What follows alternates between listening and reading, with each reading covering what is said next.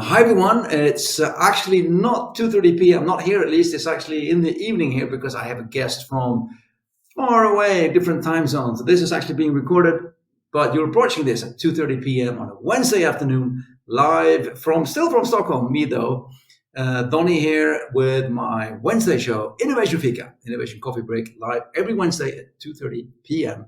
Swedish, where I get to interview awesome people about incredible ideas, interesting things happening, and also some kind of key learnings at the end as well. So there's always a good reason to watch this because you always learn something. Today I have a guest, as I said, from far, far away, from Seattle, USA. So we're in a 9-hour time zone difference. So actually for the 2:30 p.m. Swedish is actually 5:30 a.m.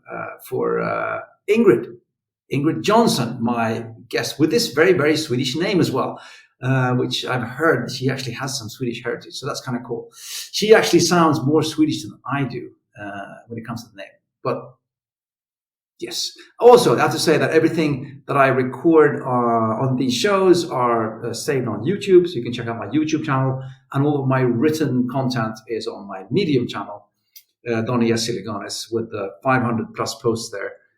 This is actually episode 99 of my Innovation Fika. So almost 100 episodes. Super cool. Consistency, right? That's what they say. Anyway, enough about me, enough about that. Let's introduce our guest of the day, Ingrid Johnson, straight from Seattle, USA. How wonderful to have you on the show.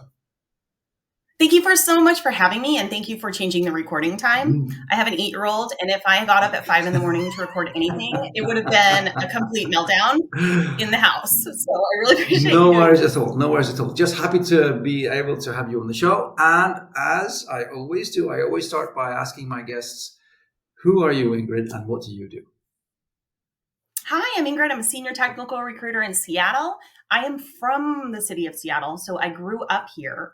And when I was born, way back in the, as the kids say, 1900s, 1980s, there was no Microsoft and there was no Amazon. So I've had a front row seat watching this tech industry explode in my backyard. And what people don't understand about Seattle is that it's very small. We only have about 700,000 people in the proper Seattle proper, because it's landlocked. So we have bodies of waters on both sides, and we have very strict housing restrictions. You know, it's a tiny city. And at the biggest point with Amazon corporate, they had about 60,000 people working in corporate in downtown Seattle. So it was almost 1 out of 10 of every man, woman, and child in the city. In addition, Microsoft is here. And then every other company you can possibly think of moved here to try to poach from Amazon and Microsoft. Of course. So when I got into tech on accident because I just, couldn't walk down the street without running into 15 software engineers. And I got interested in what they were doing. And I started asking a lot of questions. And that helped me fall into the career that I have now, which is working with these really talented and special people who are building our future and helping them find jobs that they like and are fulfilling to them. Awesome. And you actually have a show as well, a podcast or a show or a series of videos called What the Tech, right? Yeah. So after the last 6 months or so, especially in Seattle and San Francisco, we've had some changes that are head whipping. I'd say whiplash in tech. So The money has moved really quickly out of tech. We're experiencing our first wave of massive layoffs in the tech sector in at least 10 years. And people are really confused as to what's going on. I am also confused, but since I was at Twitter and I'm no longer working there, I had time to do some research.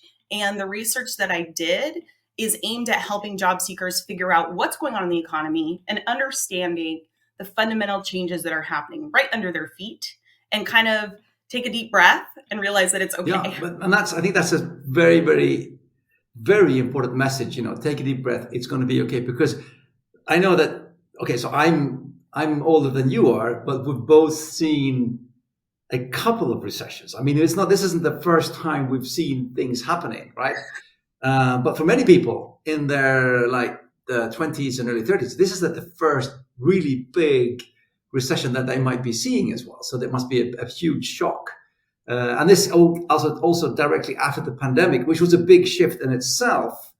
So, I mean, there's been like a mayhem going on here for a couple of years now. Yeah, and the most confusing part about this particular recession is that there was not a precipitating event that caused this recession. So when we had the pandemic, it was obvious what caused a recession. Yeah. It's a global pandemic. No one can go to work. Same with other housing, like the financial crisis in 2008. You knew people that were losing their homes. It was your dad, your mom, your cousin, you maybe. And for this one, there isn't anything you can look at and point to and say, yes, that is the problem. Instead, it's like a shift, like a crumbling away of jobs. And it's more confusing because, for example, today, data came out from the United States labor market that said our market is too strong. Things are too good in our job market. And as a result, the stock market crashed.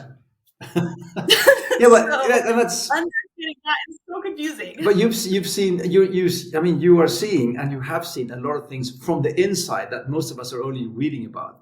Do you? And of course, I have so many questions about this, and we'll probably have 1,000 questions as well when people are watching this live that they will pass on to you as well, and you can catch up with. Tell you what, when you're watching this live, dear viewer, make sure to post your questions in the feed anyway, and then Ingrid can catch up with the questions as she gets online, a couple of hours later.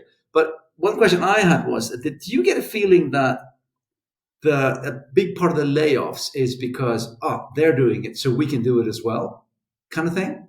Absolutely. Yeah. Yes, absolutely. So I believe when Elon took Twitter over, there was a new transparency in tech, especially around profitability. Because before there were quarterly reports, earnings reports, there were analyst calls, and to really understand that you had to dig and you have to know a certain vernacular and understand okay, what does that mean? What's an active daily user? What does this mean when it's, price and then, how much profit we made versus how much we spent? And Elon came out and said, we're losing $4 million a day on Twitter. And that was tangible. So the everyday person accessed that and was like, huh? How can this company, who people think are these amazing, smart, special people, be losing $4 million a day? And the reality is that most tech isn't profitable on a day-to-day basis. They're really not. So when Elon came out and said that, it did open the garage door. It's not a floodgate. It's not a slide. It was like the whole garage for other companies to say, yeah, that's true. We're really not doing that well either. And we hired all these people because of one reason and one reason only, which is we wanted them to think of the next great money-making tech product and to innovate. And since they didn't really do that in a timely fashion, we have to fire 1/3 of them. Yeah. We absolutely. Yeah, and also, we with a couple of Swedish companies like Spotify and Klarna and others, they took on a lot of people during the pandemic as well.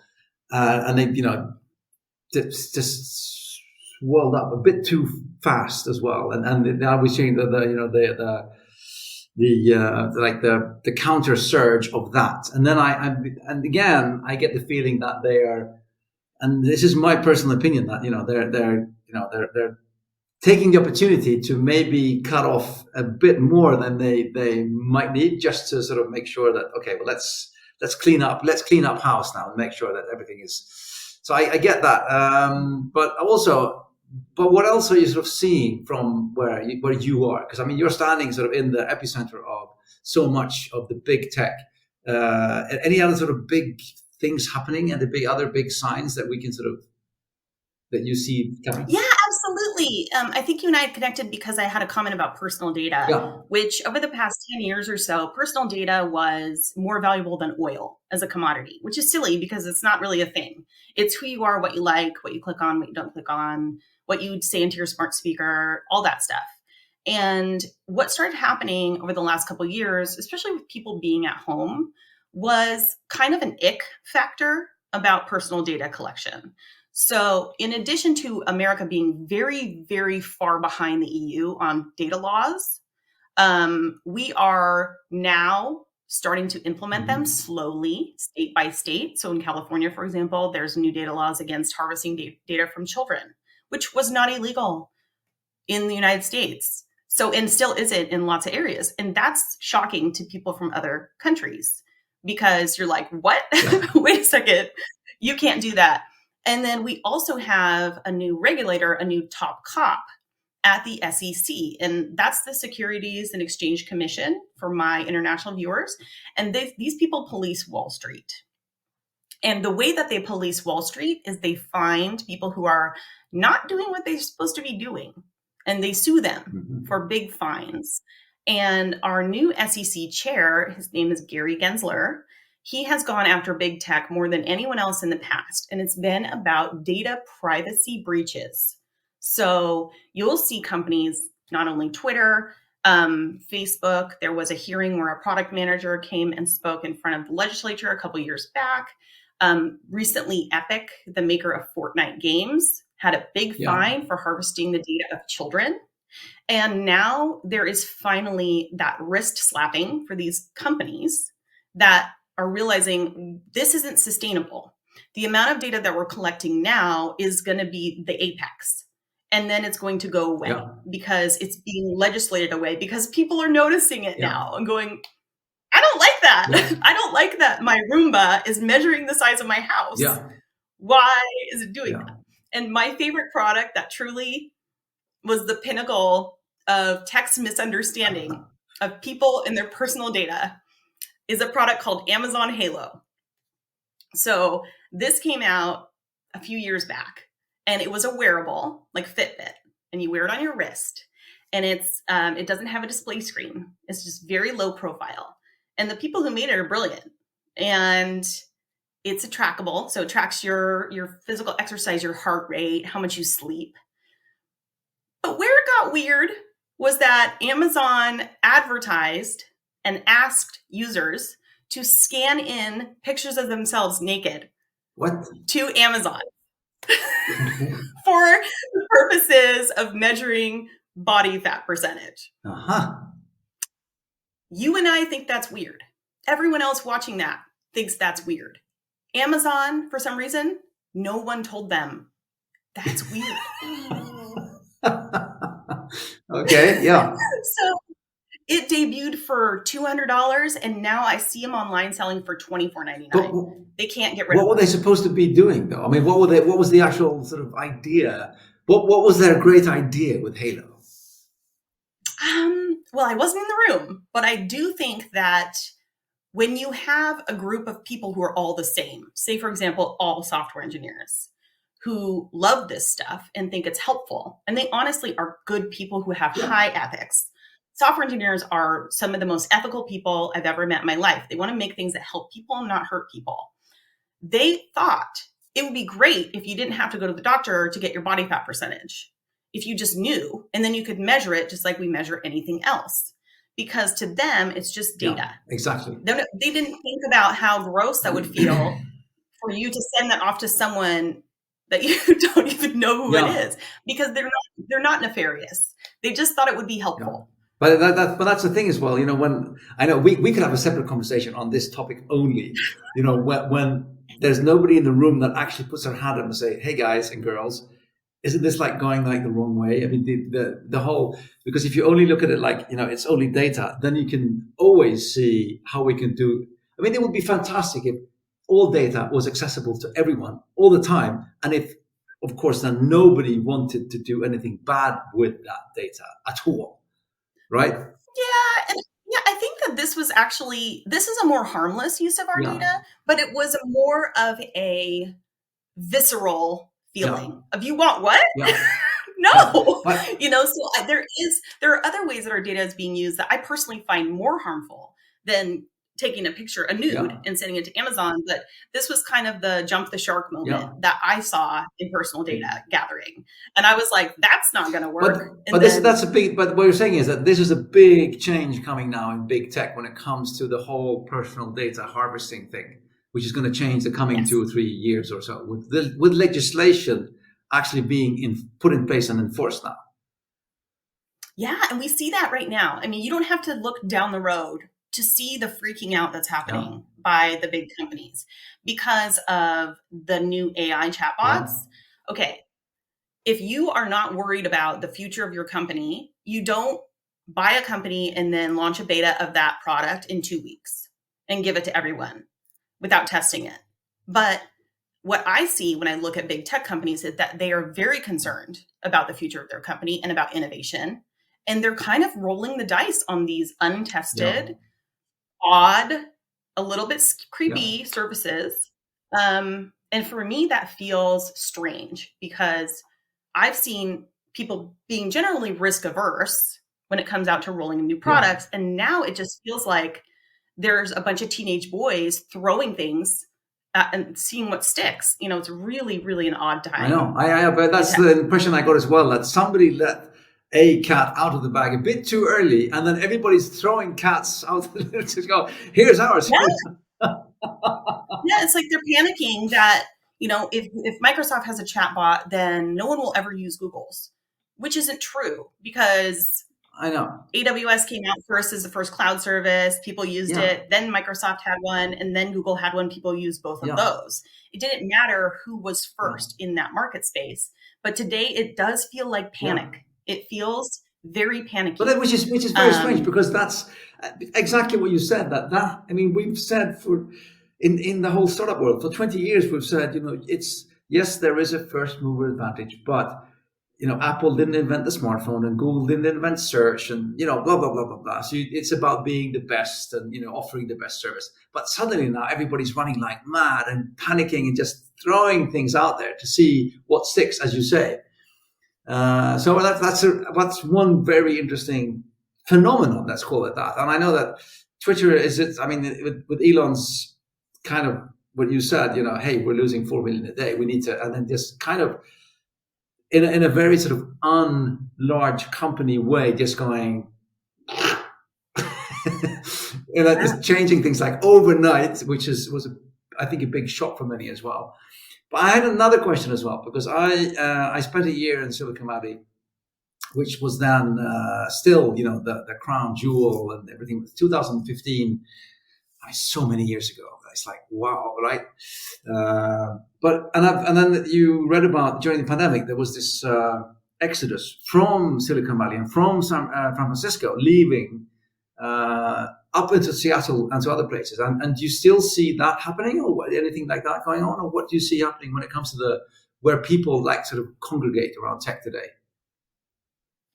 Well, I think that this has been a major shock for cities. So when Amazon was in Seattle, Seattle was in charge. The city of Seattle had leverage over Amazon because they were in Seattle, and the city of Seattle demanded a whole lot from them as far as paying per head taxes for people who make over a certain amount of money.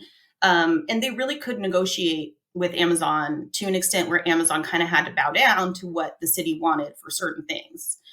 When the pandemic happened and people moved away, the city realized that they do not have that leverage over the big companies anymore. And so big companies are doing a couple things. One, they are canceling leases in big cities for millions and millions of dollars. Google's canceled, I think I read $50 million in office space leases and just writing it off as a wash. And same with Amazon. Amazon's recently announced that they're not going to continue to build HQ2 So in DC because they don't think that the investment is going to be a good investment for them. But before the pandemic, you could never have told people that, right? It was, people were jumping up and down to get Amazon to come to their city. And in addition to that, the cities have become so expensive that normal people can't live here. And I'm a normal person. I happen to be divorced and have a child, and I do not have a great, gorgeous house. It's a small house. It's almost 100 years old. It cost me $3,000 a month in rent just to live close to this city. Yeah. So if I had a choice, I would leave too. I would go somewhere where I had more space. I would go somewhere that was more affordable, and I would take advantage of the remote jobs that are still listed. And I can't because I have a kid here with someone, but people were just doing the thing that made the most sense, which is improving their lives and not really worrying about that commute anymore. Unfortunately for them, that is new leverage for companies to have mass layoffs in another name, which means come back to the office or you're gone. Exactly. What are you going to do if you live in Idaho and it's a 12-hour drive to Amazon? You're going to be laid off in another name, right? Oh, that's also, I mean, that's so interesting because I remember walking, I mean, I used to work in Palo Alto. I couldn't live there because it was too expensive. So I actually lived in San Francisco because it was a lot cheaper, which is also crazy because it was crazy expensive. But compared to Palo Alto, which was, I think, was the second most expensive place to live in the US when I was there. And you were walking, you're walking down the street, and I usually tell people that every other restaurant had a sign saying "Help wanted, help wanted, help wanted," because nobody that was in the service business could afford to live in Palo Alto, and it became more and more expensive. So the commute into Palo Alto became too long. So nobody in service, healthcare, anything like what's it called? Firefighters, anything like all of that sort of just disappeared because nobody could afford. Nobody in a service job with a normal salary could afford to live in that very expensive city, which is another sort of phenomenon when it comes to expensive cities. We have that same problem in Seattle today. There are 100 jobs open for grocery stores, and people who make over $100,000 are out of work.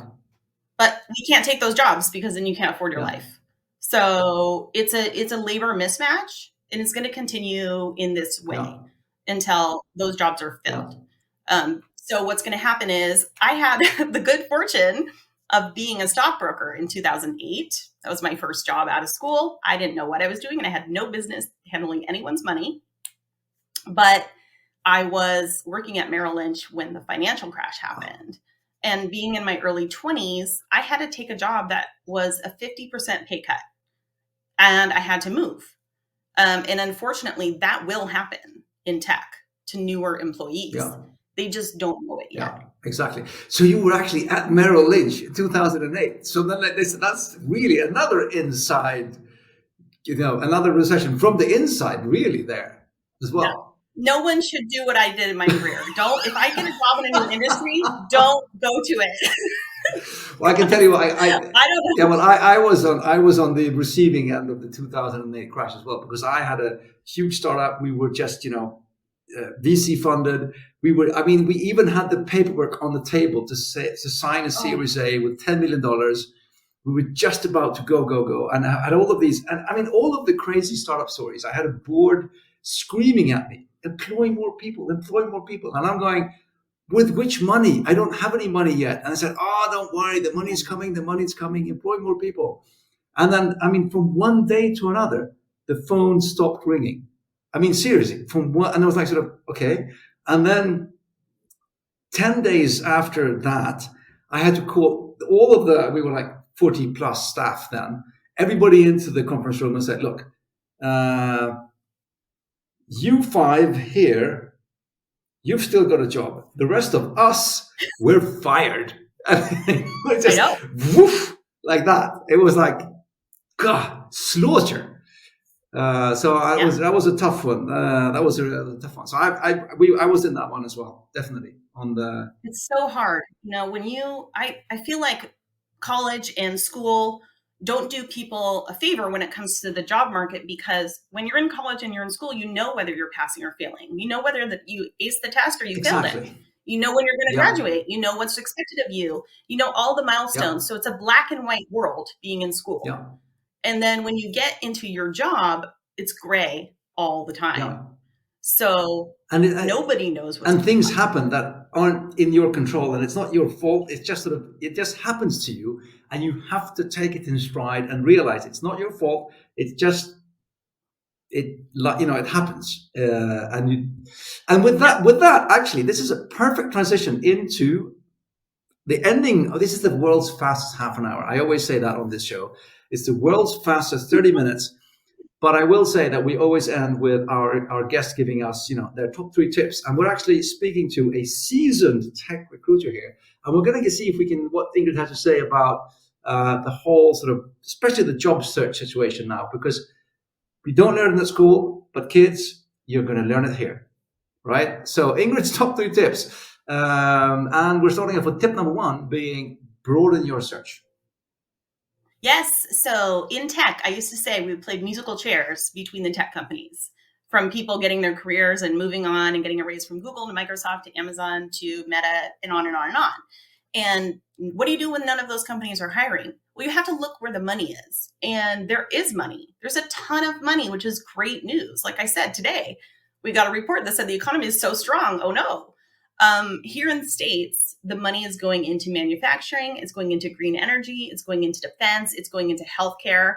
All of those companies that you might not have ever heard of before need people with tech skills. They still have computers, they still have data to store, they still need digital marketing. They need everybody with tech skills, and they don't even know how to find you. So you can find them. And there's a couple different ways that you can do that. You can look up who's getting government contracts, and there's lists of companies who has gotten millions and billions of dollars, and go look at their job boards. You can just read the newspaper. You can look and see who's doing, bidding on big projects. So you need to broaden your search and throw away the top 10 tech companies that you always dreamed of working at. You can work there later, but you can't work there in the next couple of years. Go where you're needed. And we're at exactly the same situation in Sweden when it comes to, we have an enormous surge when it comes to green energy, and whole new industries are starting, and they don't have anyone, and they need everyone. So it's definitely very good. Tip number 2 is, and I love this one, party like it's 1999. And for us over a certain age, we know where that expression comes from, but please explain. Okay, so the artist formerly known as Prince had a hit song, Party Like It's 1999. And this is what I'm telling people as far as their job search goes. So we need to remove the last 10, 15 years of job search where you had a LinkedIn profile and then you waited and people came up to you, or you just pushed the button and pushed your application through on a computer system. There's so many people who are unemployed. You can't do that and expect anything to happen. When I was a kid, in 1999, I was 16. I had to print out my physical resume and drop it off at the places that were hiring. Go in and shake the hand and say, I want to talk to Mr. Manager or Mrs. Manager, and give them a piece of paper. So when I tell people about their job search today, they really need to take that old school approach, be scrappy, but be persistent. If you apply to a job, call them, follow up with them, email them, apply once a week. You must be super scrappy and think of it like walking around down the street and passing your resume out and introducing yourself. Because if you apply to something that has 200 applicants within the first half hour, guaranteed 199 of them are not going to follow up. Yeah. So be the one person that does. And 100%.